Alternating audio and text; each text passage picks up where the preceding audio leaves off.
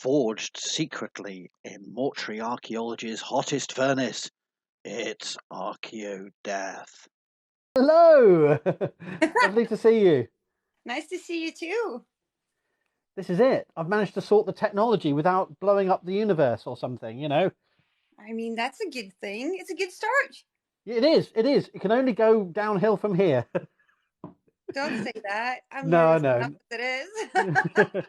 I've got a prop. I thought I'd just introduce you to the prop. I have a couple of props here.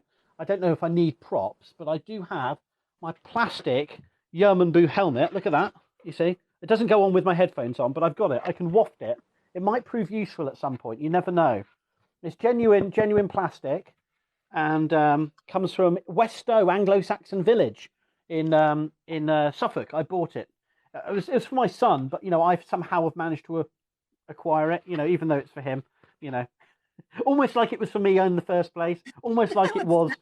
But I've also got this, which is my skull goblet, which is ridiculous. It's so rubbish. I saw that the other live you Yes. had. It's nice. Yes. Like, I love it. It's got port in it now, so I might just get slowly drunk as I do the live. But actually, I've just been. Oh, we drink here? Well, I am. We hadn't discussed this before. I've also got water in my Cern Abbas Giant water container as well. Archaeology needs you, so I've got all the options here, but we don't have to drink. It's perfectly fine not to. Hey, wait, what? No, of course we do. Just give me a second. Okay, I won't start without you. Well, I have, but I won't do any more. Yeah, right. Here, I'll. Oh my God, is that Kim joining us? Way, the great artist. We are in the presence of TikTok nobility. Yes, we are. So this is a replica, actually, of a cup found in a Viking grave. So this is fun. Oh wow, very nice, very smart. That is almost more authentic than my plastic helmet. That's even better than. Of course, everyone would like to know that Grogu's here as well. You may have seen him in a few TikToks. He just hangs around in the back because we're not talking about Mandalorian or Star Wars today. This is Viking stuff, okay? Serious. Be serious. Yeah, serious stuff. Hi, Kim. Thank you so much for the video yesterday. Like I said in your comments, I was holding my breath and chasing my kids away. They were like, what? I'm like, shh, go away. I'm listening. That was an absolutely awesome piece of art. It was just wonderful, just watching it speed up. Although I do have it in my mind, it is painted at that speed, but I know in reality, it's a little slower than that. Yeah. But I'll explain something of what we're doing while we're waiting, so people know what we're doing. So we kind of decided to do a joint live to have a discussion about. Am I a Viking? That was our chat show style question. Imagine daytime TV in the UK or America. And up next after the break, am I a Viking? We talk to two people, that kind of thing. And I thought it'd be just get people's minds buzzing about, this is interesting. The popularity of the Vikings. We're going to get into the serious conversations. So serious, I might be scratching my chin or even frowning in an informed but earnest way. It gets to that level when you do that kind of thing. Yeah, so we thought we'd talk about Vikings if we can eventually, about the old modern Vikings. What is the significance of the Vikings in today's world, and the many fun things people get up to with Vikings, but also the challenges that they present us. The problems they give us. And so yeah, I've been dealing with this for quite a while because as an academic I researched the Vikings, but you can't escape the popular of associations of them. And I suppose that's why I love TikTok, because I'm learning so much about other people's perspectives. And the problem with other academics is they're so po-faced about these issues, and many of them are still in the way of thinking of Marvel films, or people who do reenactment. I won't have anything to do with that. But the thing I love about TikTok is there's people here with real passion and interest for the Viking Age, but we're all exposed to so much misinformation and sometimes disinformation about the Vikings that it's really difficult to keep up. And that's why I thought it'd be great to have a conversation. Are you with us now, Fable? Are you Have you caught up? I hope I'm with you guys. Yeah. You're perfect. That's perfectly timed. Yeah. All right. That's great. Yeah. Well, have you been introducing yourself while I was... Yeah, I haven't actually said who I am. Yeah, but I did say why we're having the live, which is about, the popularity, but the problems that come with that popularity of the Vikings and who the Vikings were, weren't, and all the challenges of that. But I was going to say, I'm a professor of archaeology, and that's why I'm interested in it. But I love about social media, particularly TikTok, is that whereas on certain other social media platforms, academics are very patronizing towards non-academics, there's so many people with enthusiasm, expertise, linguistic skills, cultural background, information, folklore, history. I'm learning so much on this app, and I'm not on a pedestal here to say, I'm going to tell you how it all was. I'm here to have conversations and to learn. And but it's been a problem, a challenge of mine for a number of years, trying to think about how to deal with Vikings. And I did this book, which you can free to download. I'm not trying to sell it. Digging into the Dark Ages, early medieval public archaeologies, which I've done a couple of TikToks about, edited by myself and Pauline Clark from 2020, which is the result of a conference that was about this very subject. The conference was in 2016, but the conference was all about, how do we engage the public in good information about the Viking Age? And so this is a theme I want to keep having conversations about, because there's some great chapters from students in this book, but also from academics, including people like Kat Jarman, who's just done a big book called The River Kings. And another chapter, I did an interview with a lesser known, obscure Colorado and Wyoming based guy called Jackson Crawford. You may have heard of him.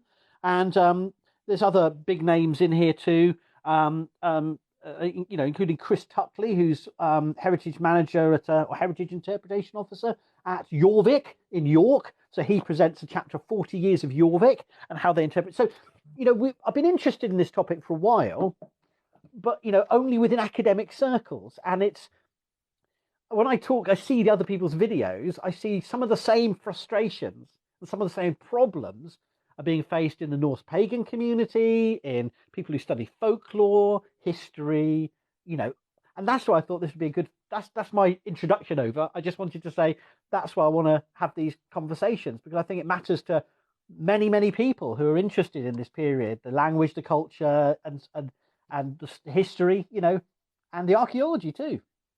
Yeah. So that's my take. Yeah, why not? I think by default I had to. My grandfather was a folklorist and historian, and we kind of was bottled up with all of that. So by default, I think. And so I have friends that do Viking reenactment, and for the longest time I said no. I was like, no, I'm good. No, I'm good. But then finally I buckled and was like, okay, so I'll go. And it was great. Great people and great atmosphere. And I mean, who can say no to just walking around minding your own business for a whole freaking weekend? That's awesome, isn't it? I've never done it. I've been at festivals, but only in recent years and in England. And I've seen them. I accidentally come across one when I was in Denmark, and in Aarhus, I just came across a whole field full of reenactors near the museum, and went, oh, but I've never, been to one, shall we say, properly, before very recently. I highly recommend. It's relaxing. We do whatever we like until, because usually we go there for a week, or my family does at least. Hi. And up until all week we can do whatever we like, and then Friday and Saturday we have open for public, and then we have to behave just a little. And of course you're gonna have to know something, because people are asking you about shit, right? And you don't want to stand there like in that dumbass, like, no, I don't know, I'm just and there's a lot of discussions within the Viking reenactment groups too, what kind of weapons, how they likely were to fight, you know, the discussion about wearing fur or not, which is a really big one, because you have those who say that nope, no fur, not at all, right? Because we don't have findings enough to say that yes, they used to make clothes of fur. And I'm over here thinking my cold ass would freeze to death. Like, dude, yeah, I know it was slightly warmer back then, but give me some fur, dude. Like, dude, hey, that's, and why wouldn't you, right? Because I'm thinking you have sheep, you have all this, and they were hunting. You have all of this available. It's easily available, and then instead you're going to sit there and weave a cloth, which took so much longer. And you know, not that people didn't, but I do think that fur was used much more than what we see, and we can't find it because it wasn't high classes that used it. Yeah, that's me. And that's a really good example of how the conversations you get into. And that's, I meant to say, there's another really interesting chapter in this book. I'm not selling it. I'm just saying, with Adam Parsons and Stuart Strong, we did an interview and then published it as a chapter, where he's a archaeologist and a reenactor, and he talks about some of the challenges here too. Like, you know, we don't have archaeological evidence for many, you know, for whole areas of costume, or if we do, it's from, say, 1 or 2 finds, and you assume everyone wore the same, you know, thing, you know, and that's where you have to be creative, don't you? You can't say, you can't say, why aren't you wearing any trousers? Well, I'm representing a Viking from you know, this particular district, and we don't have any archaeological evidence for trousers, so I'm not wearing trousers today. I think not only will you be arrested in certain countries, but also, you know, it would be it's a bit literal. You know, we have to assume they had hats, and we have to assume that they had certain items of clothing, but we don't often get them preserved. And I think that's the real challenge, isn't it? We have to be creative. If we stuck to the evidence, you know, whatever that means, you know, we literally would be going around half dressed and with half a set of implements, or only the iron bits because the wood hasn't survived. You know, I am now throwing a spear at you, but I don't have any wood on the spear, so I'm just going to throw a little spearhead. You know, it's not going to work, right, is it? You know, so you have to make creative choices, don't you? And that's what reenacting's about to some extent. I don't know if that's a fair point. I don't know. Yes, but also I think, you know, people weren't dumber back then than we are today. So why don't we give them the art attributes of actually being highly intelligent people? Yeah. Like, why is it that, no, okay, so I would, if not for wool clothes that we have, and now obviously you can go buy, but I have fur. In the wintertime, I have fur in my beds. We know they had fur in their beds. If they knew it was warm, why wouldn't they use it? Of course they would. What about, you know, Lothbrok, which means fur pants? Yeah. And I'm thinking, okay, I understand we don't have finds on it as much as people would like to confirm. But then again, I'm thinking, we also have trades with the Sami people, heavily traded with the Sami people.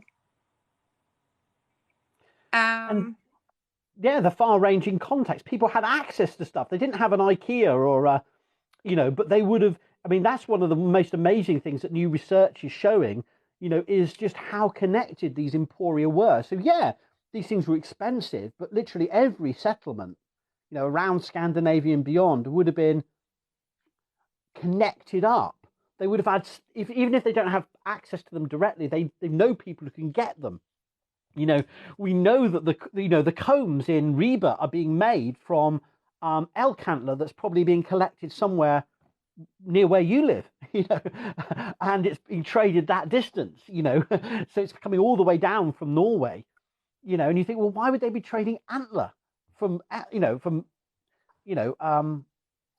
Reindeer antler, sorry, I meant, sorry. And Yes, some elk as well. reindeer. And some, Yeah, but also there's some knives elk. too, reindeer handles. We know that the Norse people were taught by the Sami people how to make boats. We can see the similarities. They just develop it to a bigger scale and slightly different with the nails and stuff like that. You know, they didn't sew them like the Sami did anymore, and that goes to show that we have more interactions between Sami and Norse people than people first thought. And this goes back to reading the sagas of Snorri Sturlason, which seems like people are taking everything he says like it was true, but it's actually written after Christianity came, a good while after, and where the Sami people already was stigmatized, like so you can't trust it blindly, because we know that it wasn't. We can see that now, that it wasn't black and white, right? And if you look at all of the gods too, you have Vanir, you have Asir, you have the Jotun, and some of the Jotuns are seen as gods, some of the Vanir is seen as gods.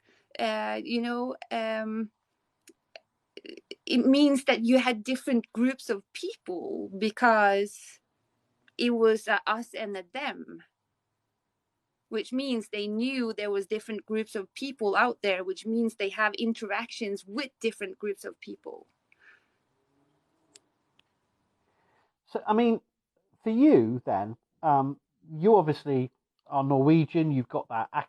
You say you're not an academic, but you've got that knowledge from your family, your traditions, your immediate family's own. You said your grandfather and the folklorist.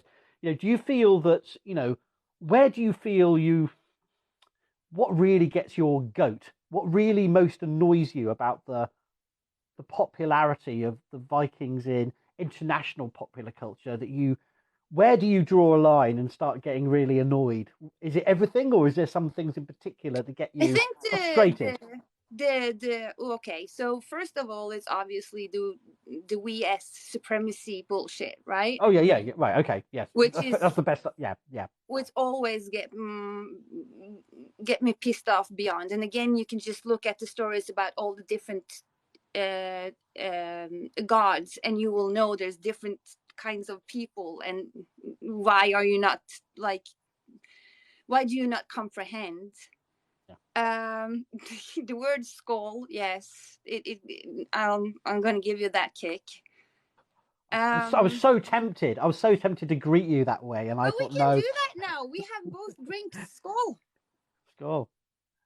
No, I thought I'd do it, deliberately misuse it, and I'd see how quickly everyone descends in the comments into anger. But the thing isn't that people are using skull; it's that they are trying to redefine a word that is used in everyday life and in a living language. Outside the language it's used in, and that's what gets me. Not that people are using the words. And besides, when you walking around yelling bowl at people if you don't have anything to drink, it's and then the toxic masculinity, I'm an alpha because I'm a Viking and I'm gonna whip my dick out and pee on fucking everything and tell everyone and everything that doesn't agree with me or my take on something that they are dumb. And even though they do come from the culture or they are living in the culture, they keep telling you that you know nothing, which, the God complex is just staggering to me. And that's not simply the toxic masculinity. To clarify, I think I know what you're talking about, but just in case you have a different view, I understand you to mean that the toxic masculinity isn't simply people that wave around a few axes and wear furs and pose for short fun audios. You're talking about the way they talk, the confidence, the talking over, the talking down, the dismissing of good information when given the opportunity to learn about. Is that what you mean? Yes. And also okay, so I do not mind people's personal practice, right? Yeah. I do not mind people's personal practice. UPG is UPG. You do whatever you like. Yeah. I do mind when people are putting their UPG out as if it's historical fact. Yeah. This is how they do it. We don't know. Dude, that's not. And you have to do it this way. You know, bleeding everything, bleeding your runes, bleeding your jewelries, putting down an oath. Like, who the fuck do that? Like, I'm sorry, but that is, to me, it's cultish, and I don't like it. And if they want to honor their ancestors like they say they do, because that's what they go to every time, they would honor the Disir. They would honor their ancestors. They would honor the nature, because it's much more a nature religion than it ever was about the gods. And the gods are just a picture of how not to, or how to work within a society. Yes. And I think that is, there's a number of things here. So firstly, we have the WS stuff, which is the, you know, so easily. So I mean, they have to work so hard, and so they have to foster such a anti-intellectual, and it's never ending, because the evidence is there. Even those basic childhood readings and translations will give you a complex picture. I mean, I remember reading Norse myths, Kevin Crossley Holland, age 9, and you get a sense of even the most basic introduction will talk about the different families of gods, the giants, this sense of, you know, this of a complex plural world, and people shifting. So, you know, there's them. Then you have the masculine behaviors, both in terms of not simply grooming and posturing, but in actual the way they talk to other people. Are those the things that bug you most, or are there any other particular areas of behavior or internet behaviors? Because we're talking about internet behaviors here, but yeah, I suppose. I mean, maybe we just politely ignore people if they were at a festival and just go, "Oh, there's that guy again." You know, there's certainly many conferences in academia where I've been like that. Oh, there they are again. Let's just pretend they're not there, and you never have the confrontation, but you see it, but you just go, "I'll just get my coffee at the other end of the table," or you know. But in the internet, you can't ignore it, can you? It's there. In your face. Yeah. No, it depends though, because it's like in the group I'm part of, we have a whole section which says that, because we have to sign to be a part of the group, and it says that if any VS rhetoric shows up in you, we are entitled to throw you out. Yeah.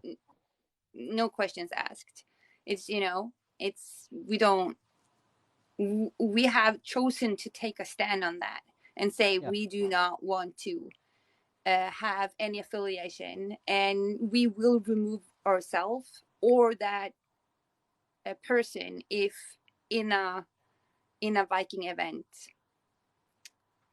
they're simply not in all Vikings event. I know Viking events around Scandinavia which do not care, but the events I have been attending, we have a heavy policy of not tending to that at all.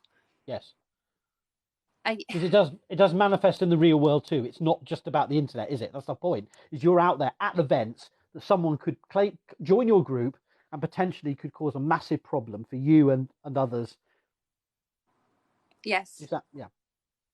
I think that, so when we're talking about appreciation and appropriation and reconnecting and all of that stuff, I think what gets me is that they think they are appreciating, but they are, it feels like they're mocking.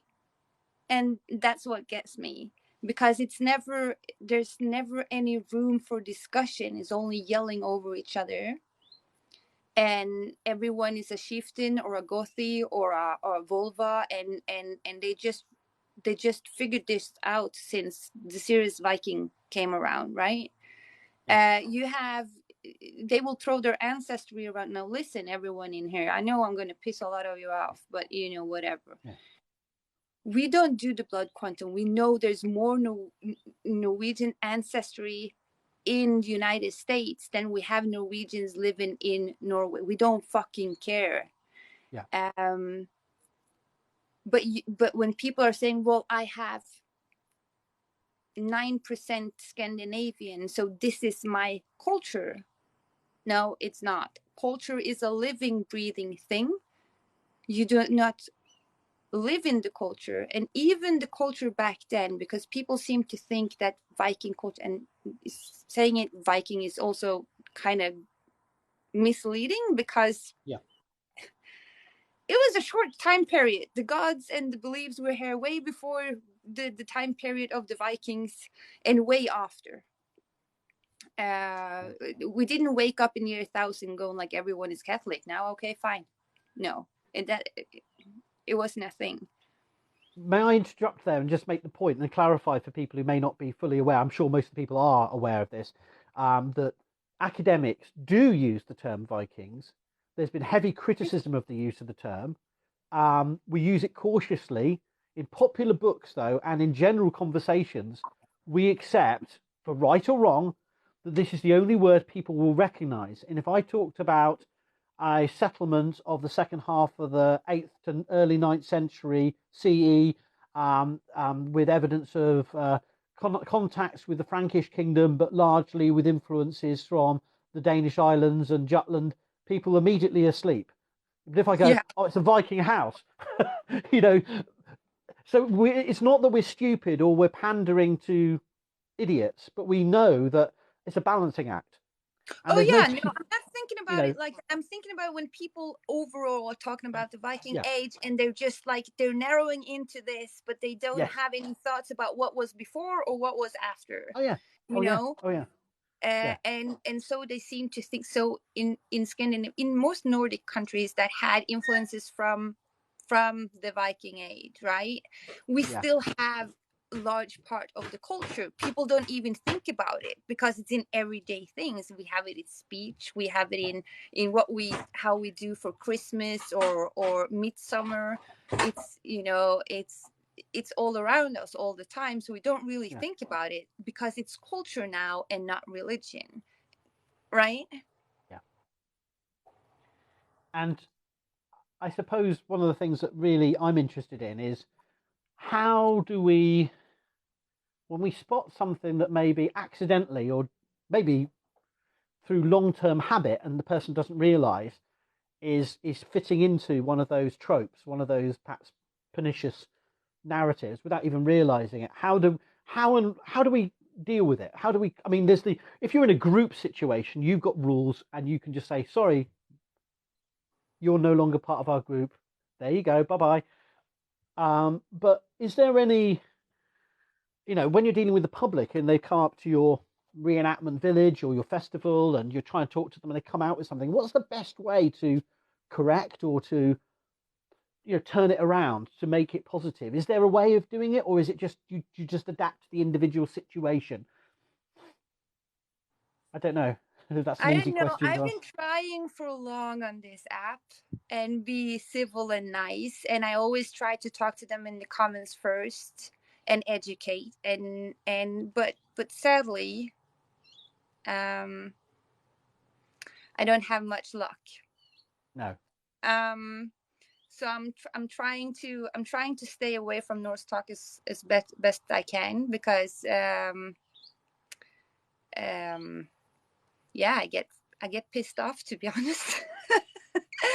Well, I mean, I see a lot of the comments blame. I mean, this is something that we do have to face, because there's a lot of people in the comments who are saying this is an American problem, and certainly we have to accept that the WS problem is there in America, and maybe, I don't know how we quantify it, but it's certainly a long, deep-seated problem in Europe too, and elsewhere around the world. That, you know, there's nowhere where the Vikings are known about where that isn't a problem.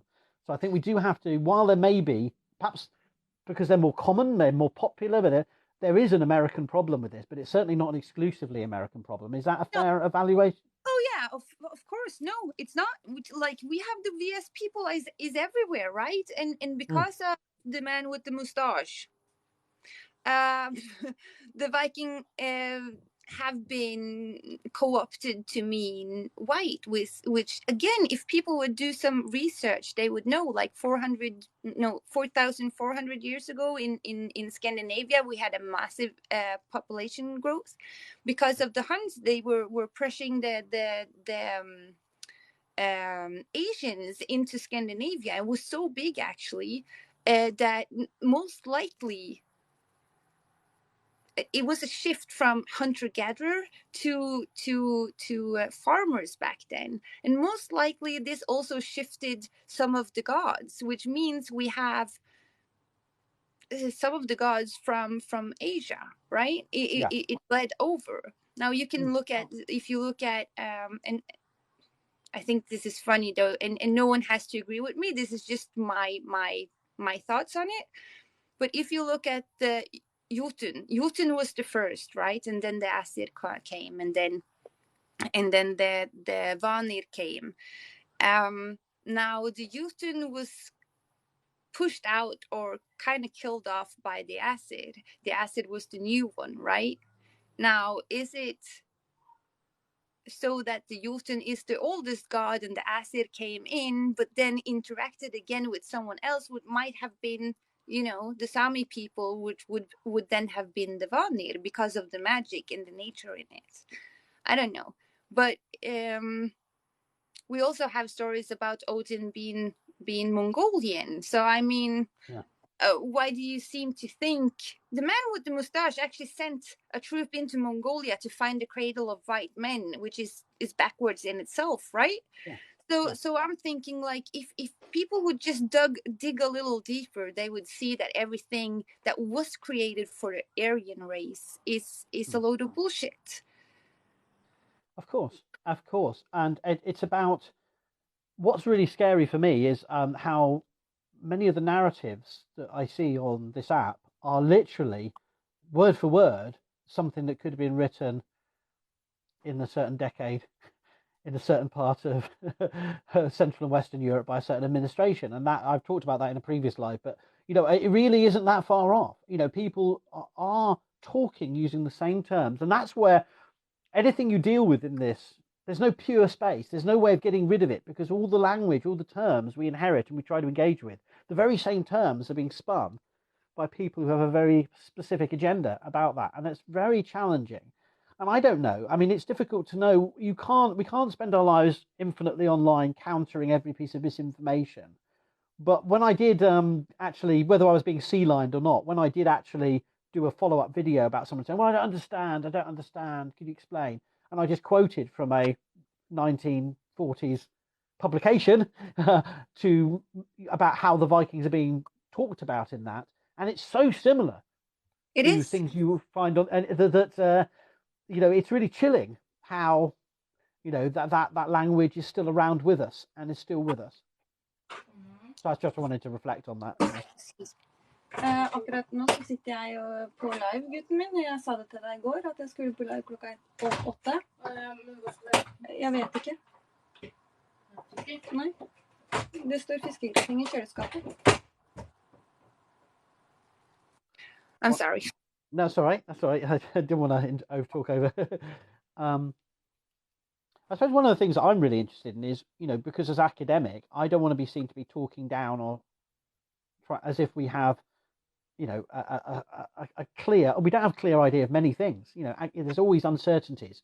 But with students and with people on the internet, that means if we admit any uncertainty, people say, oh, you don't know, so I can just make up I can believe what I want to believe. No, I didn't say that. But it's amazing how people jump at any chink in the armor, any lack of certainty, because people like to be talked at with certainties. That's why those individuals get the audience that they do. They get their audience because they want someone to simply, with confidence, with a beard, or no, it doesn't have to be a beard, but with that sense of... Yeah, very much with beard. I see that a lot. This is the Vikings all had bears as pets, or the Vikings all were berserkers every Tuesday or whatever. It has to be certain. And if you say as an academic, well, that may be true, however, there we go, oh, it may be true, then that's good enough for me. Right. And you go, it's really hard. It's really hard because people crave that certainty. They want that. Sorry, bearded people, you're lovely. I didn't mean that. Yes, it's you just did, jealous and it's because I can't. fine. I'm just jealous because I can't grow one very well. Well, but even with words, right? The word Viking, I see like people are, I am a Viking, and then you have people saying, well, it was a job description, and it's a verb, and now someone knows a noun. Like it's they. Now Viking had multiple uses. So if you were from a Vik, it's the area in the Oslo fjord, the Vik, they would probably maybe say they were from Viking, right? Yeah. The Vik. That's one of the plausible, yeah. And or you know, or vike, to move for something or give someone else room would be the same, or go in a group of people from one village to another, because remember, the villages wasn't like it wasn't 20 minutes from one place to another, or 10 from one place to another. Or you know, they went out Viking, which would be then either raiding or tradesmen or women. We also know that women also had bigger parts of the society than archaeologists first gave them room for when they started finding these graves. I actually read a long ass thing about that the other day with some of the graves in Vestfold, and how it's very little that differ from a male grave to a woman's grave, both where they are placed in nature in the area, and what they have with them, like, you know, and that must be, like, I'm thinking it's biased from back in the day when men thought that everything that has, you know, a knife with them was men, and men mostly were the archaeologists. Yeah. This has been Mariana Moen's work, isn't it? I think she's talked about this stuff. Yeah, her too. And I'm thinking, you know, this is also building to the masculine kind of men rule, which I think is a little sad, because if you do look back on excavation now, and you have found not as many women's grave as male graves, but you know, it's not much that different from what they were buried with, which means it wasn't so much about gender differences as it would be about social differences. Yeah. But I don't know, you're the archaeologic. I'm not. I'm just reading. No, you're absolutely right in what you're saying, that there's a lot of the tradition. You know, it's important to say, as a professor of archaeology, folks, that we've got. I always say, with one hand, we must have a nuanced understanding of the history of the discipline from its 16th, 17th century, from its 13th century origins. You know, of Norse studies, Viking studies, antiquarianism, philology, but particularly the 19th century. The 19th century is still with us, right?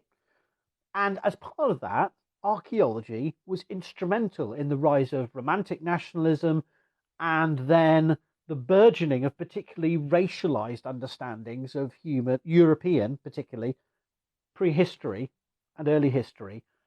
And so when you have creators on TikTok going on about colonialism and the way that the natural sciences, human sciences, disciplines like anthropology, ethnology, archaeology, linguistics, were treating people encountered in other parts of the world, you cannot understand any of that without understanding how they're characterizing their own origin stories of European nation states and peoples. And the Vikings are complicated in that regard, because they simultaneously, everyone can own a bit of them as either their enemies, that they were defeated, like the English origin myth is about opposing, defeating, Christianizing, and breeding with the Vikings to get the best of the Vikings into a Christian English culture. That's crude, but that's the simple story. Whereas the Norwegian, the Danish, everyone can own a bit of the Vikings, either as because the Vikings are from there, or we incorporated them in some way, we dealt with them in some way. And the problem is that I'm not trying to say, just as much as we say, oh, the British Museum, our cultural institutions are inheriting that imperial and colonial tradition, there's nothing I can do to disown myself from that intellectual tradition. My work, not my personal work, but my work, our disciplinary work, is absolutely saturated with supremacist, colonial, imperial thinking. And the Vikings are part of that, right? So I'm not sitting here going, oh, you popular people with your TV shows, you know nothing of the truth. We've created this problem. We're the ones that have created the problem. The folklorists, the archaeologists, the ethnologists. We have created this baggage that has gone out and been so popular, we're reaping the rewards of the nightmare of these understandings. So I'm not sitting here going, oh, you guys outside the academy, outside the ivory tower, you don't have a clear picture. I have the truth. We are part of the problem too. And I think a lot of academics play this game of pretending they're above or outside of the problem or the issues. We've created this problem. Every TV program, every museum exhibit, every popular book, we've got a balance, engaging the public with the potential, simplifying, distilling ideas, and challenging old problematic concepts. And I don't say I'm any good at it. I'm just saying, and I'm not saying I'm any better than anyone else. I'm just saying that we need to recognize that problem. And so much of what I've seen, even in the last year or two, such as in The Conversation and all these popular interface pieces saying, why, even by academics I know and love, saying things like, oh, the WS people don't understand the truth. We historians can, or archaeologists can show you a more complex story. Don't take ownership of the fact that we created that problem in the first place. Archaeology works best under fascist regimes. We get good funding from those, we get, I'm not saying I do. I'm saying, historically, in the past, in the 1930s, archaeology was getting good funding, slave labor, and an opportunity to rifle all of the museums of Eastern Europe from 1939 onwards. And they did that under, and state funded from a particular source. And, that's something we have to, it's terrifying, absolutely terrifying. So we're not the good guys. I'd like to think we have the opportunity to do good, and we are trying to counter misinformation all the time. And at one level, we have some voices in academia going, oh, you're all, by definition, you're cursed. There's no way you can escape. You're always going to be trapped. But then all Western knowledge has those problems. And simultaneously, though, on the other hand, we have individuals who are still trying to say we can just tweak it a little bit and it's okay, and the nasty people will go away because we'll give them a better story. And it's not that easy. Yeah. Sorry, that was a bit of a rant, but I think it's important that people outside the academy will probably see some of these articles written by academics, and it comes across as really pompous because they think English, honest English. Well, I wouldn't go that far. Thank you. They try to act like they're outside of the problem. I think most people will do that by default because for some reason people think they have to take the guilt for what happened in the past, which I know might be sounding cocky, but I absolutely refuse. I do not take any guilt from what happened before I was old enough to make my own decisions and be cognitively there to deliberately do one or the other. So, like my country has a grim history with the Sami people. Yeah. I will absolutely not brush that under the rug, but I wasn't born. I can't turn time back. What I can do is amplify. I can try to spread awareness. I can try to I will sign the petitions and stuff like that. Same with, I will not brush the history of Norway being part of the transatlantic slave trade. Same as I cannot say that, no, Vikings was all good, because they were not. Like, No. you had a whole population, and far from all of them went out raiding and pillaging.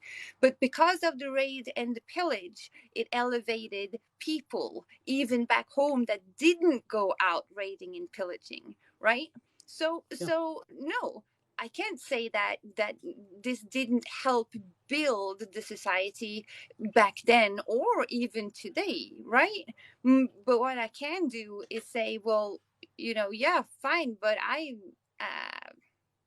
don't want to be part of that. So what I'm going to do is try help marginalized voices. I'm going to try, and again, help with amplifying, not being the white savior. They don't need a white savior. They don't need anyone to do the work for them. They do it themselves. But just having someone there to be able to stand with them, right?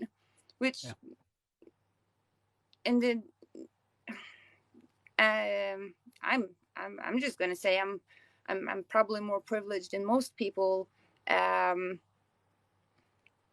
born in Norway. Like, by default, I am privileged.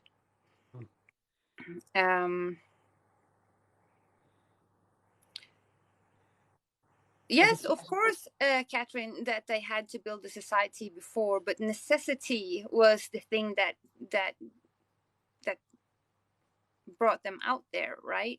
And also, if I'm not, so I can't remember his name. He's a Norwegian. He's been studying Viking Age. I'm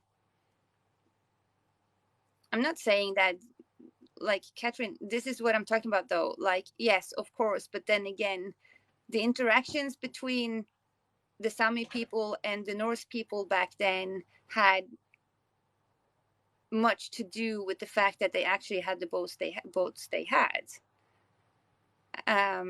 So it wasn't by one person or one small, it was interactions between people even before that. We had trade routes going from Norway down south in Europe and into Asia 300 years before Viking Age. It collapsed, but it was a fact. It wasn't like they were isolated. People have been walking around, the continent for thousands of years. Some went, some came, some left, some settled down, some had children, some it's a cultural exchange, ideas, like in a echo chamber you do not develop. And do you think academics do enough? Because, like, we're in a context now where, like, the major TV shows like The Last Kingdom and The Vikings were written with historical consultants and advisors who didn't, weren't responsible for everything that was in the story and the plot. But and we've had The Northman out this year. We've had this, which made such a big play of historical accuracy, and in which Professor Neil Price, Terry Gunnell, and Johanna Fredriksdotter, I think it was, were named as historical consultants who guided them on the accuracy of these films. So these are apparently, the public think they're getting academically informed representations of the Viking Age. I mean, are we causing more harm than good? Leading question. I know. Awkward question. Well, I mean, for the accuracy when it comes to the clothes and shit like that, they did a rubbish job. Yeah. And I do understand that this is, but to me, this is entertainment, right? So entertainment, you're gonna have to build some. You're gonna have to build some flesh. You're gonna take some and give some, and that's kind of how it is.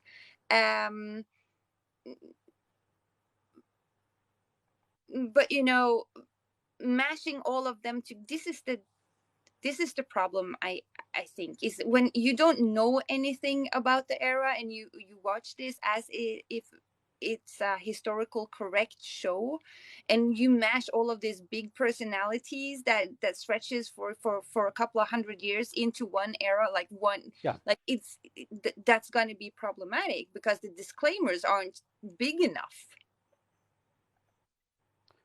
I mean, that's one of the things that people were very angry at me, how forgiving I was of some of these TV shows and how annoyed I was at things that to them didn't matter. I remember talking to a Norwegian journalist about 5 years ago, and she was really upset with me because I wouldn't say that I was angry about the bad costumes in Vikings. I said, well, actually, they are fantastically ludicrous and crazy, but actually, these are based on legends anyway. So really, I think I took it as being they're dressing people as in a fantasy way, in the same way as you wear, you know, But I said the more annoying things is when they're conflating whole episodes of actual historical events. You know, and I try to explain that some things that are wrong and it doesn't matter. Like, and then other things that, like, the fact the helmets of all the West Saxons, actually, the Anglo-Saxons are represented in the TV shows The Last Kingdom and Vikings in a much more annoying way for me as a specialist in early medieval Britain than the Vikings. But anyway, that's beside the point. The point is, you know, that's less important to me than the fact that they show, well, how did that happen? How did possibly they get from there to there in a day? Or how come he's still alive when this is now you got a character from the 10th century? You know, those things would fry my brain, and I really couldn't care less how many silly brooches that there's no, you know, they have, or 11th century brooches on a 9th century, you know, costume. You know, at one level I just go, it's better, but it hasn't really evolved. And when I saw a YouTube video, the making of The Last Kingdom, and they said they had the costume designers and all the set designs going, well, we have no early medieval evidence for buildings, so we could just make it up. I mean, they said it slightly more elaborately than that, but they basically said that. And there's me going, apart from all the evidence that we've been excavating over the last 90 years, you know, and all the, you know, but you know, there's only so much. I did have, I had an inside view from, I may have shared this anecdote before. I had an inside view from a guy who stood in for the historical consultant. He's an archaeologist at the University of Glasgow, and he told me the anecdote. He stood in Ireland where they were filming, because he was at UCD in Dublin at the time as an academic, and he went out for the day. He's paid by the day to go and watch the making of season 2 or 3 of Vikings, and all day he sat there just drinking lemonade, and the only thing he was asked in the whole day was, just how scared would the Saxon women be at this point as the Vikings, you know, were attacked? And he just went, oh, probably very scared. I mean, and that was the level of the consultation on the, you know, what was going on. And I think, you know, it's not, at one level, it's not their fault, you know, because there's only so much. I think someone said that in the comments earlier, actually, you know, there's only so much that the historical consultants can stop happening, you know. But I just wondered whether we're causing more problems than we're solving in the way we behave, whether it's on social media or in our articles. I don't think it's a causing problem, or I think, you know, people are grown-ups. They're gonna have to be responsible for what they do themselves and how they learn and who they choose to learn of, and then that goes to the Norse paganism in America too. That was, you know, it was created by white supremacists in America. There's going to be a lot of misinformation. There's going to be a lot of white supremacy rhetorics, right? You're going to have to know what to look for to not be co-opted by that. And I think that it's hard to navigate. So I don't really fault them, and elsewhere too, you know. But I think, you know, instead of just swallowing what people are saying, just do your own research, maybe. Put your bias aside and look for sources that are recognized in more than your circle. That would probably help. Yeah, we don't have to be so definitive and go with one view, do we? We can look around and, bide our time rather than speaking with our whole chest, pronouncing truths about what happened in the Viking Age. And that's also how you learn and develop, right? Because if the Vikings haven't gotten input from other cultures and other people, they wouldn't have developed the way they did, and the footprint that the Vikings put on other people again they wouldn't have developed the way they did. Not saying that raping and pillaging is a good thing. Don't do that, guys. But what I'm saying is we do reflect on each other, and if you can keep a humble and open mind, saying, I don't know everything, this is what I know, what do you know? I've been lucky enough to talk with some indigenous people of the North Americas that has told me some of their oral histories about that they have in their tribes about their encounters with Vikings. It was amazing. But they don't get heard, right? Because again, it's an indigenous people and people don't want to listen to them, which is weird. You have some good encounters and then you have some bad encounters. And yes, of course you do. I was talking to a Maori man the other day, and they have encounters with the Vikings in their oral history, right? So I'm like, yeah. So I'm like, if we were just to not be so fixated in what we have in the North, and I'm not just talking for the people in the North, I'm talking for, everyone. If you would be curious enough, because everyone recognized Ibn Fadlan, but why are we recognizing him but not the others, right? Yeah. So we might be able to puzzle more of the pieces together if we just are willing to listen. And I think the challenge comes when we're put on the spot in a 60-second video. How do we put in the nuance? How do we make it clear that we don't often know for sure? Like one of the great myths that I never, I came to the Viking Age late. Most of my stuff was pre-Viking in my research. And I was happy to listen to Viking period specialists say that there's no evidence, there's no categorical evidence people were burnt over water. And that remains true. But then the next point, that there must be every single funeral that we have in the sagas and later sources that shows a boat over water that is inspired modern fiction must be wrong. And actually, I did a video a while back where I actually made a more nuanced view on that and said, actually, there's a number of cultures where, not only disposal of the dead in boats on water is a common practice. We have multiple sources, but it may have been an exceptional rite. And indeed, even Heinz Kringler tells us it was an exceptional way of disposing of one person. And maybe that's why it was memorable. It doesn't mean the Vikings did that, like everyone in the Viking Age did that. It means that there was maybe one crazy exceptional event that happened, and that becomes part of an oral tradition that is remembered. And it's that people forget that with so much about the Viking Age. It was such a diverse, complex time of intermingling of different peoples. We don't need to do any of this simplification, but we also don't have to myth bust all the time and say that never happened. Because somewhere in the Viking Age, someone may have had dreads. Somewhere in the Viking Age, someone probably had tattoos. But it doesn't mean that every single freaking person, would have. And you can say with your whole chest, yes, every Viking had tattoos on their middle of their face. And, how are we going to know that? Just because Ibn Fadlan says it doesn't mean, that even refers to Scandinavia, to Western Europe, whether it was something specific, to one particular people or group of people. We cannot know that level of certainty people crave. No, but then again, when it comes to certain, like box braids, for instance, like you don't have to do them. Like we have so many braids. Like there is so many braids. There is no reason, right? Oh no. That's the problem, isn't it? Is that that's what I was getting at. The uncertainty can breed an opportunity for someone to do something for the sake of it because they feel they've got that historical. Yeah, and I see that with the face markings too, right? There is no. We don't have any proofs that we did the face markings the same way as they are doing it in.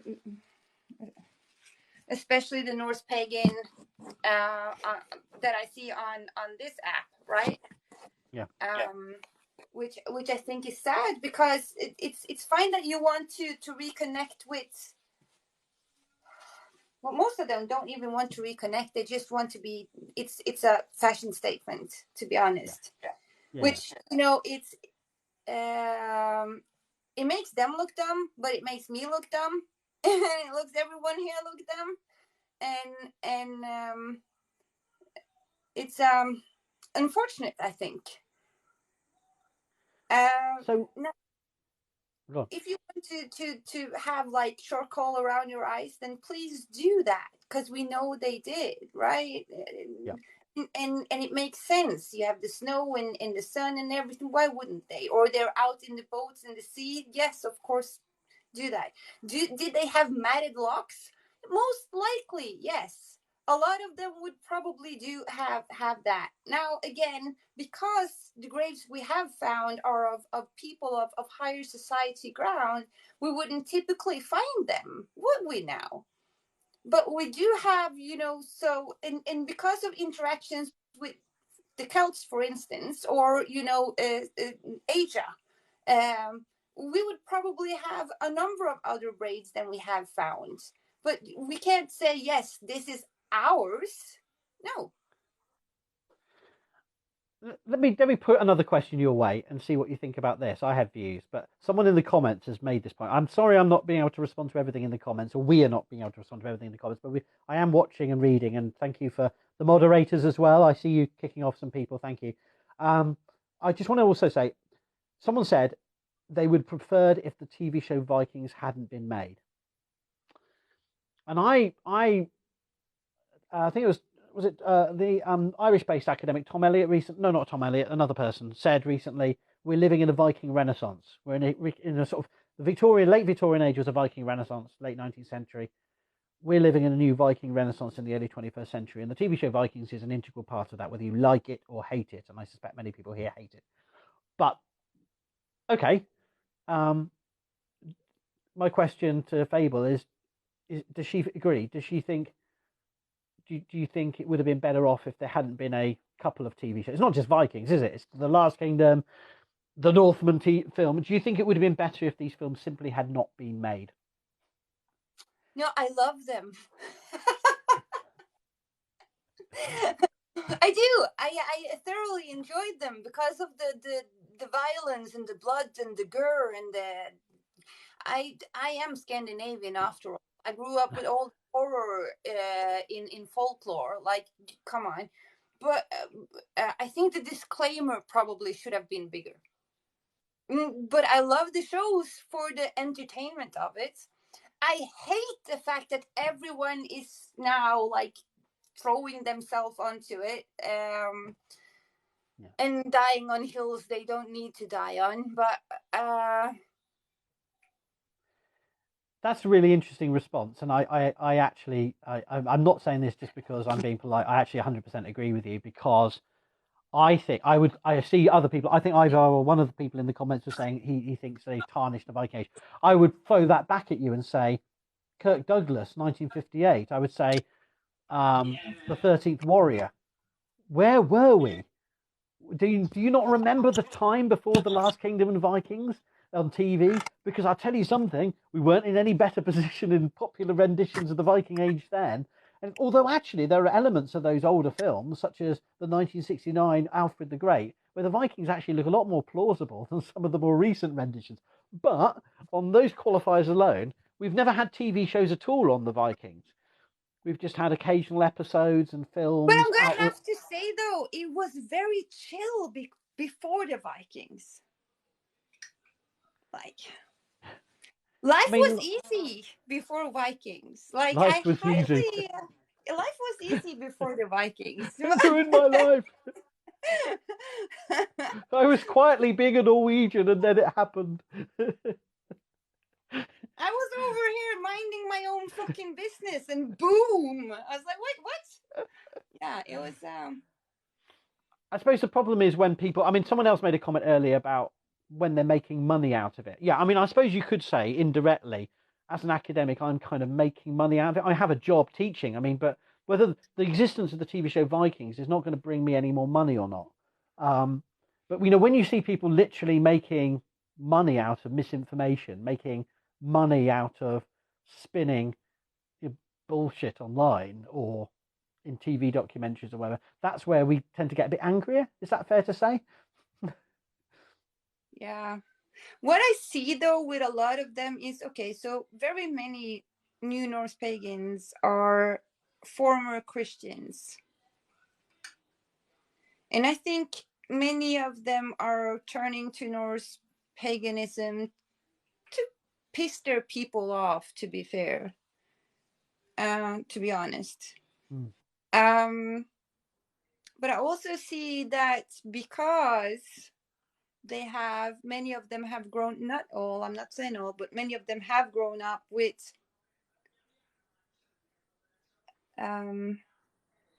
rules, many Christian rules. They are trying to make rules within Norse paganism to make it organized as Christianity, to make it neat. And I'm baffled by that because I love that it's chaos and fuckery all around. But then again, I never grew up in a Christian family, in a Christian household, right? Okay. Yeah. I don't have the Christian, like, I don't know. We were never subjected to the what I see a lot is, and not only there, I see it also when it comes to like witch talk, the rule of three and what you're not supposed to do, and I'm like, dude, we have no rule. We have no rule. Well, I do whatever the fuck I like. I'm not going a bad place for doing whatever. I will screw around as much as I like when the fuck I like, if and it's none of your business. And there's no shame or blame in that. Or I would curse you in a heartbeat if that was my thing, and I wouldn't think twice about it. There's all these rules. But is this, I mean, again, right, okay, so what you seem to be descending into or moving into is a point I want to, and I'm not defending these shows as being accurate. You've already heard me say, for those in the audience, I see many problems with them, and I've criticised them. Some of my blog posts are just ripping apart The Last Kingdom and the Viking show and some of the, but also I see a lot of good in these shows too, in terms of the narratives. But I would say this, isn't it the fans that are the problem, not the shows? And this is where I want to make the analogy, and I don't know enough about this, so I'm happy to be corrected. Where you look at the utterly fictional, hyper imaginary worlds of Star Wars, Harry Potter, Tolkien. There's as much WS and other toxic behaviors in those fan bases as there are in shows that are at least crudely rooted in historical eras. And let's say that's all they are. They're only crudely related to anything that may have happened in the Viking Age. No, they're not documentaries. They're just a bit of fiction, right? But there's more anger about Star Wars representations of characters. So I don't know. I don't have enough comparative perspective. But what really, and I'm not defending Vikings. I'm just saying, is the problem with the shows being created and the fact they made some very outrageous and crazy choices of particular scenes, or is it just that people are crazy and this is what happens when any popular TV show goes popular? That I don't know. I don't have enough perspective. I'd love to hear people's views on that. The Star Wars seems to be crazy. I mean, the anger, the rage over. But that's representation. I think so. I see a lot of people being mad because the Little Mermaid now is portrayed as a black woman. I'm like, what? Why not? Yeah. Who the fuck cares about that? Like, it's Hermione Granger is a black woman. Yeah, well, who decided she wasn't? Like, or there's black Vikings. No. Why not?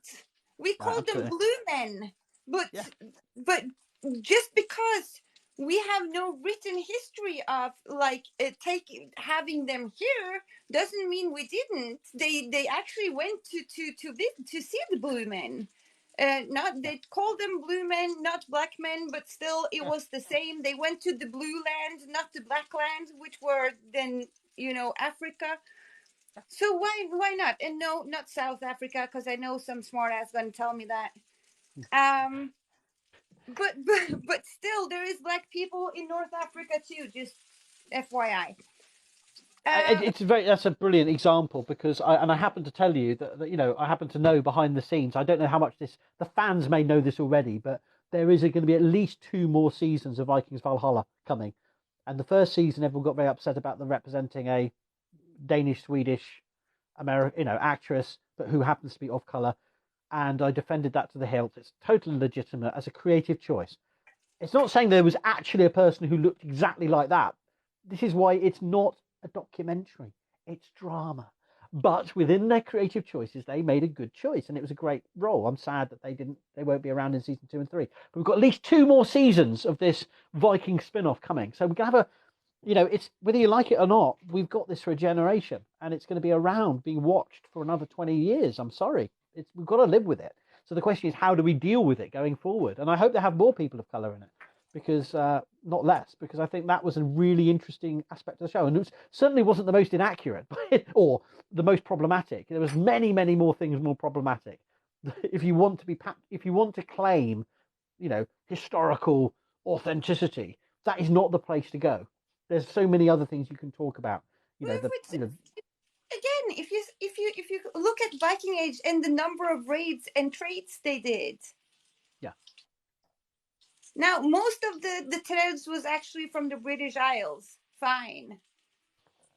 But when you look at but when you look at how far they went, you really think they didn't have children with them? Do you really think they didn't bring a beautiful woman back home? Like, come on. And you again go back to the stories of the gods. Then the gods notorious of having children with other groups of gods. And that is, can I just make another point for people who don't know, is this is all the fault of the Second World War, because we've had such a division in Viking studies between Russian and Slavic scholars, archaeologists and historians, and Scandinavian, Western European scholars, because of the Cold War, because of the aftermath of the Second World War. German scholars have been ostracized for good reason, but then often, and actually by the time you get on to the 70s and 80s, maybe not so fairly, from many international conferences, and certainly Russian scholars have. And again, we're going to see that again with the Ukraine war, is that scholarship is going to be affected by this. Research is going to be affected by this. I'm just saying that we've inherited a Western view of the Vikings.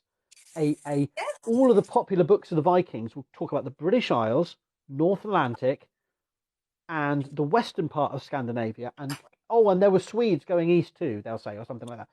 And yeah, some of the more recent books have started. There's actually the last decade and a half has changed that. But I'm just trying to say, don't forget when you're reading and learning about the Vikings, wherever you're coming from, whatever interest you have, whether it's religious, spiritual, or other cultural, our literature is biased because of NATO, because of Russia versus the West since the 1940s, and we're going to live with that through the 21st century. Sadly, I wish we didn't, but we're going to live with that division, and somehow, when you're thinking north south and the resistance to seeing black people in Scandinavia, people of color in Scandinavia, it's because, ironically, of that east-west division. That doesn't immediately make sense, does it? But it does, because if you think of the Viking world and all the eastern routes are southern routes.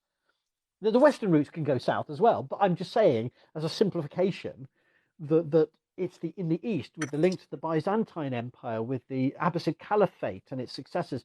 It's those trade networks with the Silk Road that gives us that impression. It's crazy to think of a white-only Viking Age, but it's just about possible if you've only read books in English about the Vikings in Ireland, the Vikings in Scotland, the Vikings in Faroes, Iceland, and you don't think of the Vikings in the Russian river systems, in the Black Sea, in the Mediterranean. Sorry, that was another little rant, but I think it's important people know that we are inheritors of the Cold War and its intellectual divisions that allow that space to continue. But also, where did Scandinavians come from? Like, I know that we are pale of skin. Well, actually, when you go to the coast in Norway, you have people that are pretty brown and being Norwegians anyway, and brown hair and brown eyes, and you know, it's not this. Everyone doesn't have blue eyes and blonde hair. Now, well, absolutely. I mean, no one can understand. We have this hilarious delusion that simultaneously we're dealing with seafaring peoples. The one thing we know about the Vikings, and one thing that any of these TVs and films gets right, is the ships, because they were excavated at Gokstad and Oseberga, and we have these well-preserved timbers. Then we have the Swedish ones as well. We know what Viking seagoing vessels look like. Obviously, there's gaps in the knowledge and there's gaps on the technology, but we've reconstructed them and sailed them across the Atlantic. We've sailed them around the world, right? So we know how these early medieval peoples built ships, right? And yet simultaneously we want to harbour this fantasy that the Baltic and the North Sea weren't superhighways, that the Mediterranean was somehow barred to these craft. You know, that that they didn't go further by accident and by design than the sources tell us.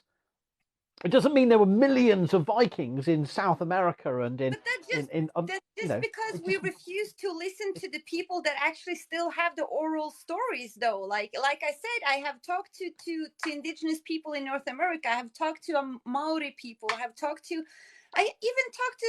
to one in where he is at?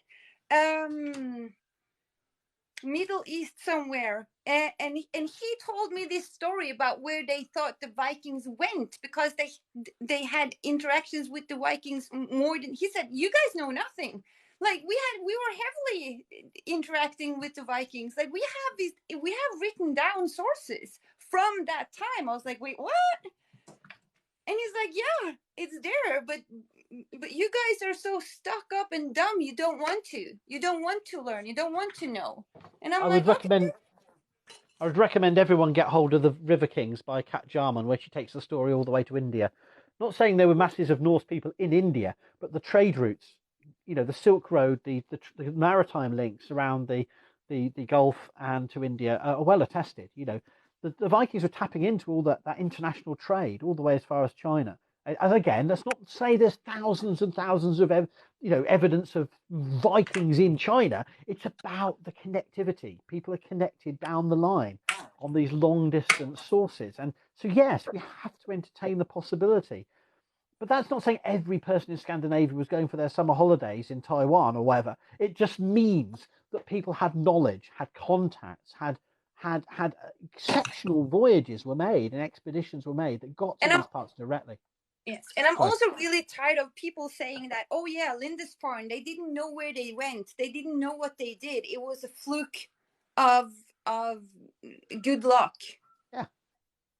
Why? Why would you think it was a fluke of good luck? It's Alcuin. It's because you're basically buying into. It's like a football manager at the end of a game spinning a narrative about why their side lost. And that's what Alcuin's doing. He's sort of going, oh, yeah, we didn't know who they were, where they were coming from. You know, we didn't realise they used a football, you know, that kind of narrative. It's very similar. He's making an after the fact, or that we see politicians doing today. You know, we didn't think there'd be a downside to Brexit. No one saw it coming. It's really shocking. But it's a small, you know, it's a small glitch. And we'll be all, you know, sunny uplands all coming, you know, it's all fine. You know, and people go, all right, okay. The same spin, you know, of course, they were trading with the same peoples for decades. We've no archaeological evidence showing that Northumbria, all of the east coast of England, was in intense trading relationships with the Frisians and the Danes. The only difference was they didn't expect them to do exactly what they did when they did. And the only reason they knew how to do what they did when they did is because probably the very blokes who were, or women on that boat or boats that raided Lindisfarne in 793 had probably been there a few summers before and checked it all out. You know, so in other words, yeah, it's utter rhetoric. It's rhetoric. But is it what I can't remember his name. He's quite young in Norwegian. He was working with the DNA test of the Viking graves. Is it Marianne? Or No. I don't remember his name. There's a Anyways, whole group of them. I heard he was speaking and he said, well, according to others, like the Franking king was trying to expand his kingdom, and he was and he was Christianizing people, right? And he killed about 4,000 Anglo-Saxon men just south of the Danish border. And some of them came to Denmark and told the story. Some of who survived or managed to escape. And he says, so the Franking king had direct ties to Lindisfarne. So it wasn't an accident that they went to Lindisfarne. It was political, and it was to set an example. This is what we're gonna do. Don't you tread over here, because then we're gonna kill you all. Yeah. And there's a whole other, there's myths about the Vikings, and we've got to remember that they're always bounced off against myths about other people. So the myth of the origins of the English is another insidious one we could do a whole TikTok about. But the idea that the English all migrated in one generation from Germany and Friesland, and then forgot where they came from, and then only 450 years later went, who are these swarthy northerners? No, right? There's never. This is all about myth. This is all about storytelling. It's like we see it in modern warfare. When you see, oh, no one saw that there could be possibly a conflict again. No one saw a 9/11. Well, anyone who was blind and wasn't, anyone in the intelligence communities could have seen not the exact events, but could have seen these kind of circumstances unfold because they were tuned into the long-term interactions and political backstory of these circumstances. It's only if you just play this game of, oh no, they never could have believed this would have happened. So it's really interesting that the myth of the English being separate from the continent, of being a discrete ethnicity, and that's an origin myth too. They were constantly in contact through trade and movement of peoples. The whole North Sea is an ongoing fluid exchange network of maritime connections. And that's the myths we live with. We grow up on the stories of the English origins, the Vikings as a one stage phenomenon. Anyway, we could go on and on, but it's all fun. But I mean, what do we do better then, Faber? What do we do better? Do we just shout louder, or do we just give up and ignore the crazies and just talk to those that want to listen to something a bit more reasoned? I don't know what to do about it all. But I'm always interested. My grandfather used to say there's always someone listening. Oh, well, that's a nice positive spin. I like that. That's comforting. So I'm like, okay, but I have to. So I started a series about, Norwegian culture and clothing and whatever way back, right? And I was really trying to give people a sense of the people who wanted to reconnect. I have a lot of Americans, especially in my DMs, asking for help. And now I don't know everyone in Norway, even though we're a small country. It's not like I know everyone. But if you know the general area you come from, then I can probably find some of the customs that they do and give you something back, right? So it's trying to do this, and it resulted in me having like a shit ton of death messages on my page because people get butthurt or whatever. Like I know my mere existence pisses people off, which I'm quite happy about. But so Sorry, it could you gets repeat tiring. that, Faber? What pisses people off? What do you think? Like my mere existence pisses. Oh, your mere existence. Sorry, I misheard you. Right. Yeah. Well, I don't try help anymore. I cannot be bothered, because you never know who wants to reconnect and learn, and who wants to just find a reason to I don't know, be an asshole, and which is sad, because I know there's people that wants to reconnect, and I know there's people that I totally forgot that I have a new kitten, and I let the door open. This is what oh, look at that beast.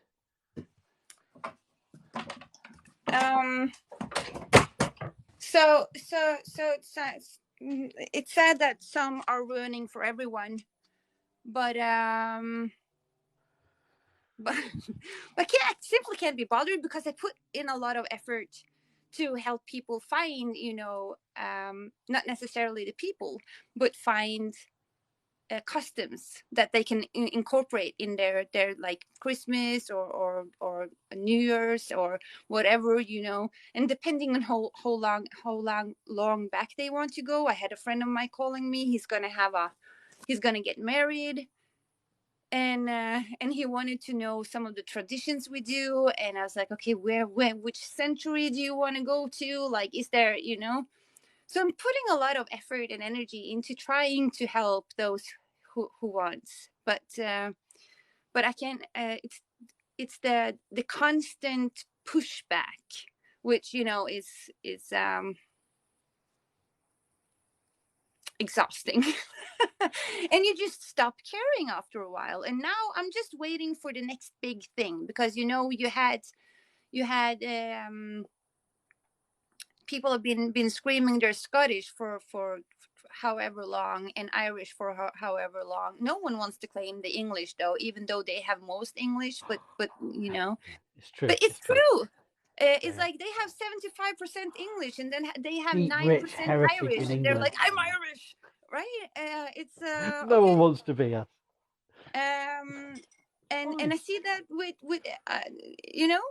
so I'm like, okay,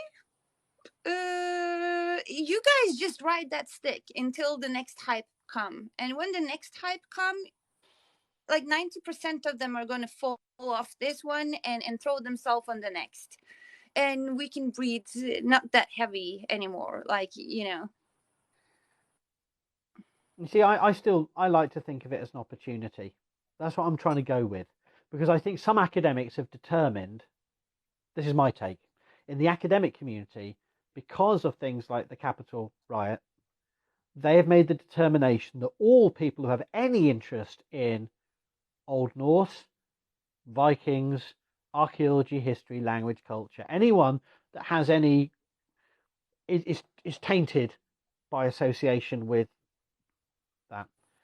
And for me, I think this is a misstep from the academic community, and it's a very puritanical, and I think actually ends up fueling and fostering that alienation. But having said that, I'm not denying there's a problem. I'm saying that I think that reflex from academia, I understand.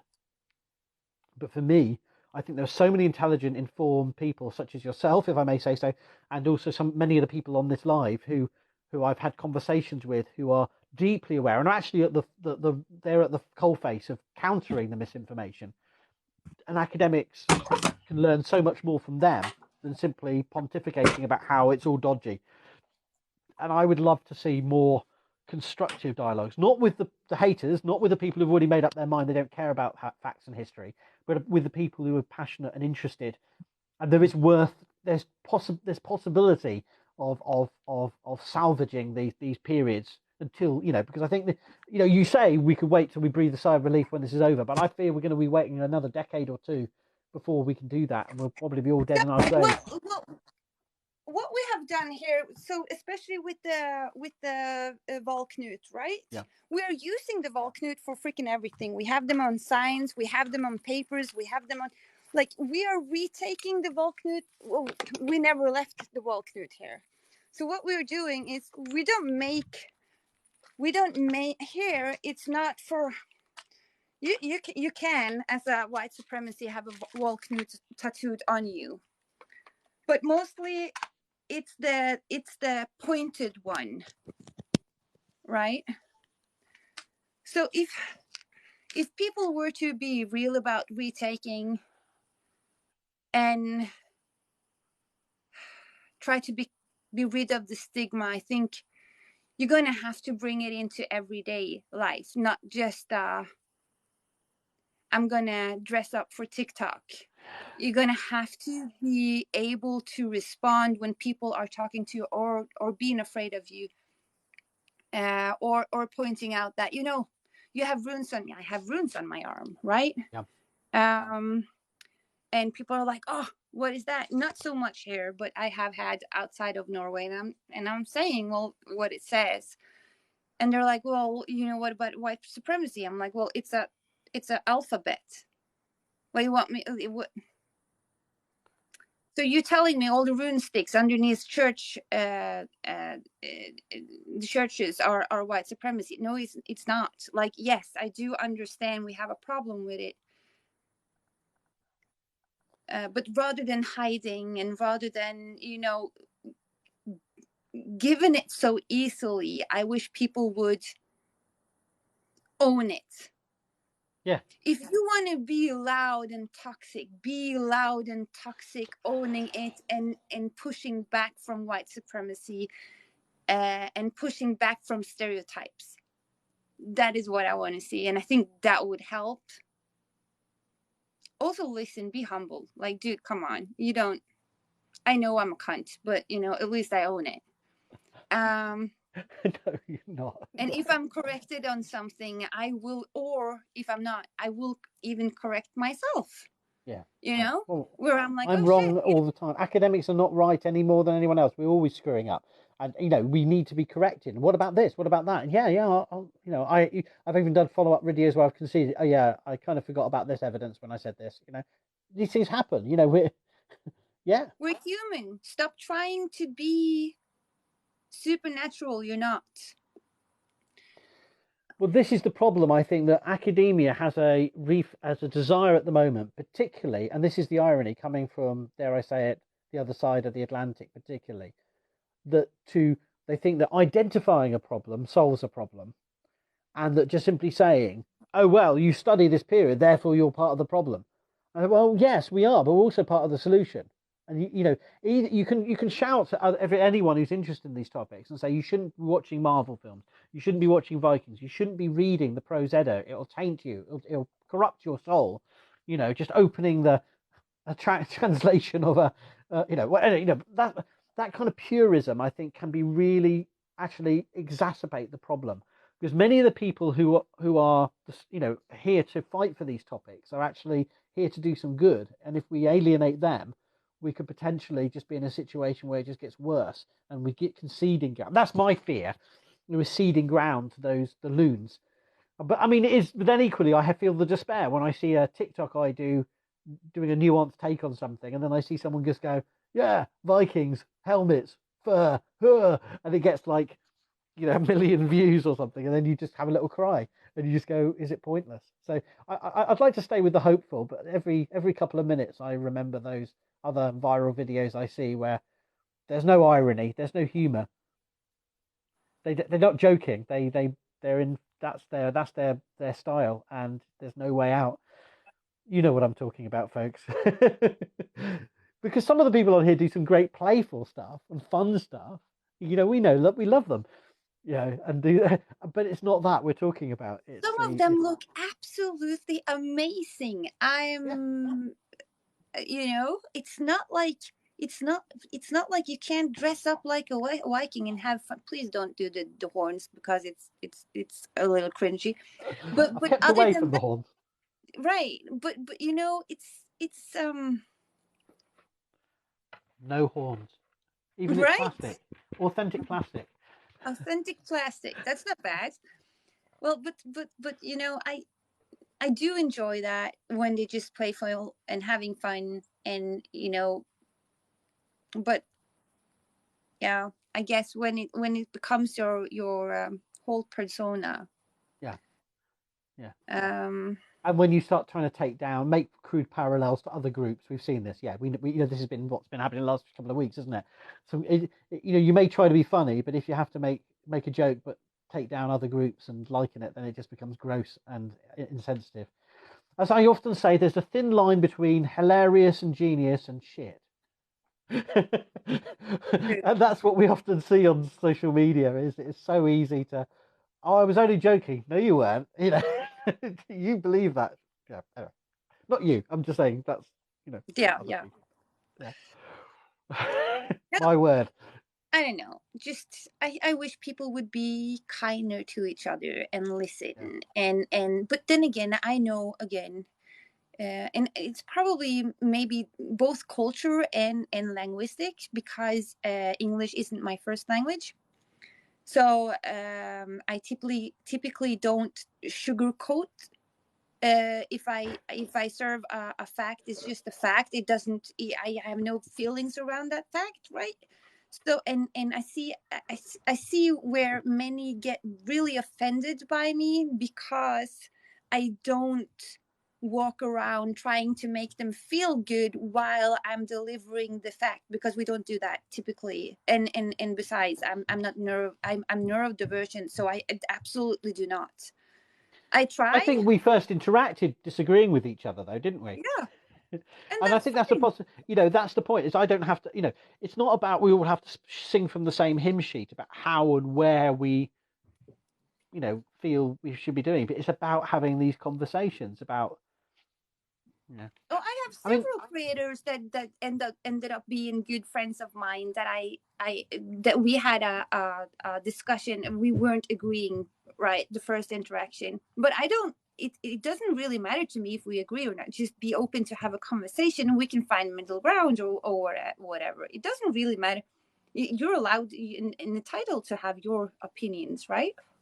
The only difference is that one other recent Old Norse, not that you are the same, but another creator I was trying to engage on issues of Old Norse religion and that type of thing. And I tried to explain a response to his point on his post where he said that archaeologists are the same as grave robbers. And I did a little 5-6, I didn't mean to troll, but I did 6 or 7 comments just to say, and to make an argument. And all his response was to delete them all and say, you're really annoying. Which I am. Yes, I'm really annoying. But I was trying to engage him in a bit of education about why his point is cheap and misinformed. Yes, we do intervene in graves. And in the past, archaeology and looting had a shared origin, shall we say. But just saying, you wouldn't go into a modern hospital in Norway and go and wave a finger at a brain surgeon and say, oh, yeah, you're just a witch doctor, aren't you? There you are, I've done something now. Isn't that clever? And people just go, oh, no, you're just a bit of a dick. And if someone tried to explain the differences between brain surgery and, traditional medicine, and say there are similarities, actually, and, there are efficacious traditional remedies, and yet there is a difference. And yet, you cannot, But my point is, yes, we're tainted by that history, but equally we're not trying to do that now. We're trying to rectify those issues. So I was trying to explain that, and all he said was, "You're annoying, aren't you?" And then deleted all my comments. So I thought I was going to do a stitch, but I thought there's no conversation to be had here. There's no friendship. There's no. Oh, you're really annoying, Git. And could you actually explain in a video what you mean? And I'm happy to hear. There's no conversation, and I think that's the difference. We can call each other annoying Gits because we are. I am incessantly annoying to everyone. But we can have a conversation if people want it, and that's the difference, I feel. And drilling holes in heads, Arctic Armistice, and so many of your comments I haven't responded to, but I wish I had. But yes, drilling holes in heads is the answer to everything. Don't try it at home, kids. But yes, actually, we have done for millennia. We so. But yeah, no, and but when we, before we wrap it up or whatever, I came across a video saying that inviting people from outside of the Nordic group, aka white people, then to be Norse pagans, opening up for other people to be Norse pagans, is a form of white supremacy, which I highly disagree on. And their take is like, yeah, because you're saying they should honor your ancestors. But the thing is, because of all the interaction, I was in Tunisia. I'm telling you, we were in a harbor town in Tunisia. They looked like Tunisian, but they were all redheaded and freckled. And we were it was insane, and it was beautiful. And again, I was lucky enough to talk to some of them, and it had been, a trade station from even before Viking age. There were stories about Vikings being in Carthago. There was, so I'm like, you don't have to work with my ancestors to be a Norse pagan. You can work with your ancestors to be a Norse pagan. You know, it's not. Don't adapt mine. They wouldn't probably do much for you anyway. Your D0 is your D0, and my D0 is my D0, right? And we do know that you had some. We had, like, because of founds in graves where you have Allah is glorious found, or you have so what's to say that they didn't adapt to each other's religion? We are people, that's what we do. You see, the religions around the world are changing all the time. Some they convert into this or that or the other, or they go backwards to what was before.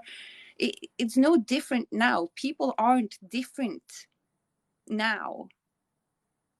If you were convinced that Allah would be better than the Norse gods, then you would probably convert. You have Vikings converting into Christianity. Before that was a real thing. Why wouldn't that be the same now? And besides, the Norse gods, you have parallels with the Norse gods. You can find the parallels deep in Africa. You can find them in Asia. You can find them in Aotearoa. You can find them nearly everywhere. Within the Sami people, we were influenced, and everyone was kind of influenced by each other, by culture and cultural exchange. And so, no, I believe we have a problem with white supremacy because of rhetoric and how it was opted. Yeah. But saying that opening Norse paganism for everyone is not white supremacy. It's so, my brain boggles. I just can't understand it. I mean, if there was a massive horde of people of a particular non-Nordic background who were turning it into some hate rage terrorists, if there was any evidence of even one person doing that, let alone, but it's fantasy. It's utterly fantasy. It's rhetoric.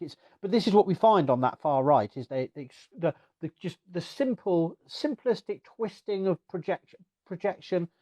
Darvo, whether anyone's, you just use the same rhetoric, and suddenly you sit back and say, look, let them stew on that, and they know what they're doing. Some of them don't know what they're doing, but a lot of them do. It's like saying, it's just like, and your mum too. It's equivalent. It's just saying, and you're racist too. And all, that's all it is. It's nothing clever, but it is frustrating but what and this deeply person troubling. is doing is actually pushing white supremacy, because this person is pushing for everyone to keep within their own group and within their own, and that is white supremacy. Yes, but I don't.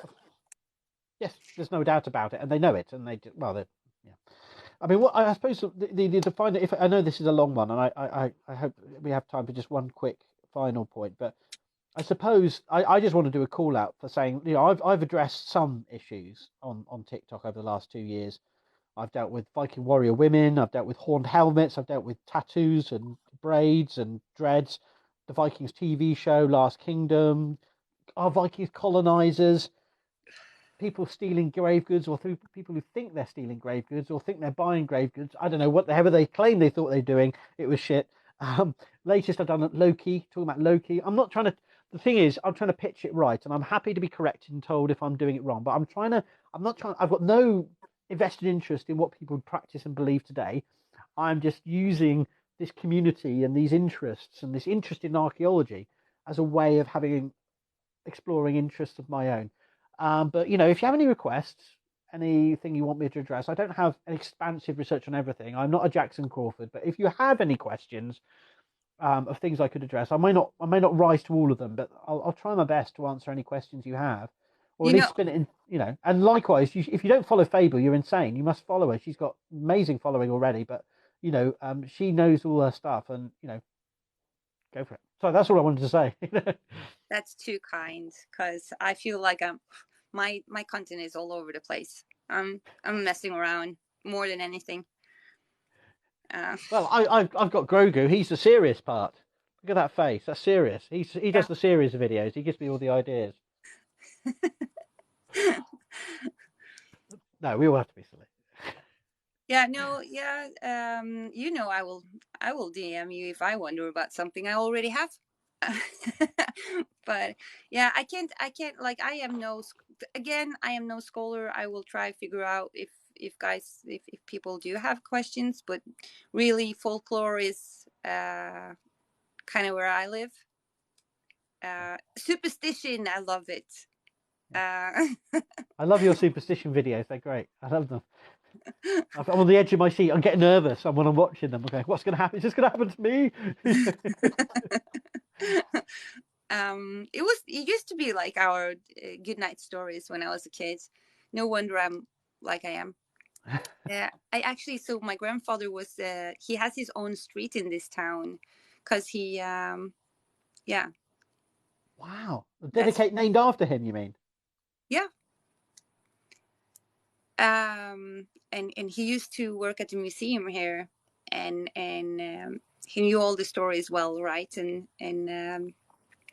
I used to tell my kids all these stories, and my son, he was in 3rd grade, and he was going to tell a story to the 1st graders, and of course he told the story where the police officer, what the old name for police officer, I don't know what is in English, sheriff. Yeah. He beat his dreng, his work boy, to death in his house, and you can still see the red in the wooden walls, right? And nei, hæ? Nei, den er min. Nei. Yeah, constable. I think modern folk is right there. I think it'd be constable. Or sheriff. Yeah. So he went to the 1st graders and he told this story, right, with you know, making himself big and all the voices and stuff like that. And I got a really crass letter from the school telling me not to tell my child stories because he was freaking the other kids out. So we haven't stopped though. We still, yeah. That's good. These stories are dark. They're supposed to be dark. They're supposed to be warnings, aren't they? And they're supposed to be scary, and they're supposed to be memorable. And that's the why folklore is so dark, I guess. I don't know. Yeah. I don't. So when I talk to Dr. Dutch, for instance, I love him. He's a good friend.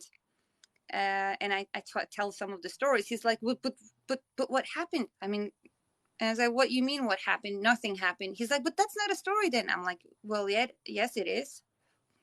Because not everything has an end, right? And he's like, no. But come on. But no, this is how it went. He's like, no. I'm like, yeah. If you do stupid shit, this is what happens. Or, you know, with, you know, people getting killed or the elves, like everyone is going about the elves, right? The elves are beautiful and everything, and yes, they are, but all the stories we have about the elf is warnings about the elf people, right? Because they weren't these nice creatures that just wanted to cuddle you or whatever. No, they weren't. Same with all the landvitter we have in Norway. Oh, and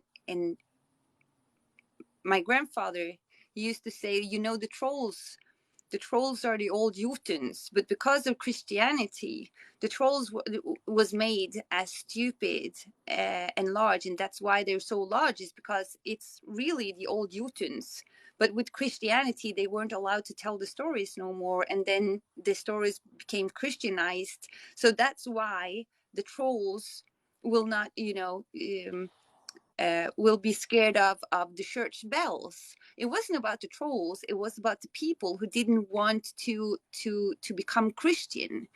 So with the church bells, they knew they had to take away everything of heathen they had to be able to practice. And I think that's a interesting take. And these stories are still with us and still going on. And and you know, the one thing I need to do more of is making, because archaeology is all about storytelling, but I've been very reserved in the way I tell them because I don't want to. I don't know. Some people take it very literally and get very angry and anxious when I try to just tell a story about an object or something. I see some much better creators than me do it much better than, and I aspire to try and do more storytelling from objects, but I just need to relax a little bit and get off my high horse a bit because I feel it'll sound a bit cringy, but I think I could do it. But I at least I You can would be follow other people. good at doing it. You have a good voice, so why not?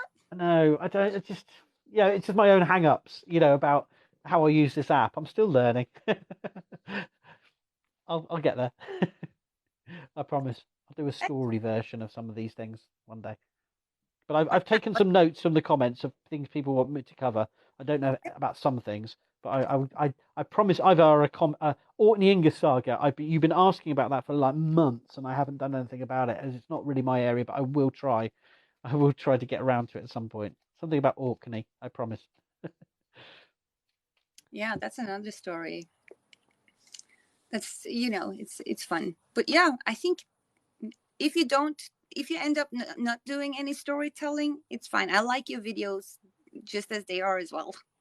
I think you have great content. Oh, thank you. I've got plans for different things, but I don't think I can. There's like, we all have our limits, don't we, of what we can go to and think, oh, that's too much work, or that's too cringe, or no, I'll just make a fool of myself. But I'll keep pushing myself.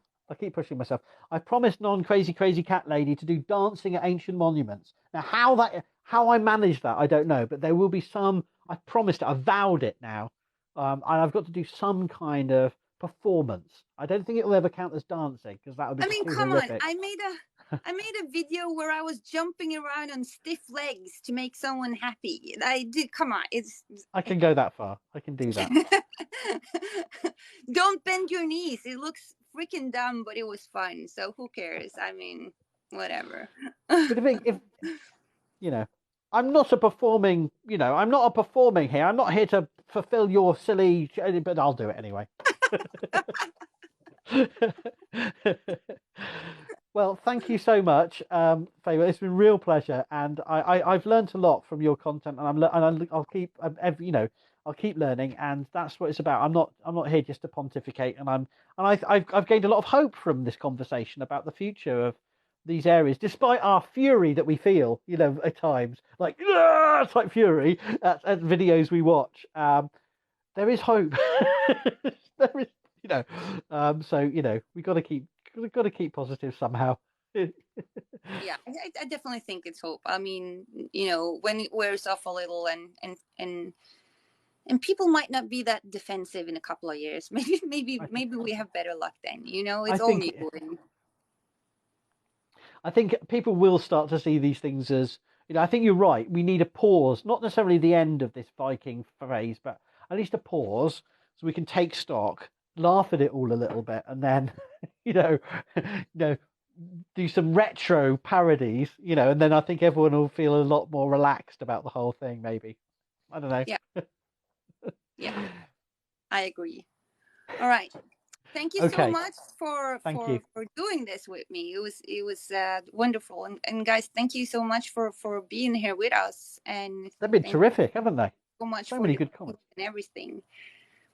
We should do this again the next time we find something to be furious about. There's always something to be furious about. And this helps with my rage as well. I smile a lot, but I'm crying inside. But you know, not at this, but at some of the other things I've recently been exposed to on TikTok. But you know, but it has helped me. It's a process of healing. You know.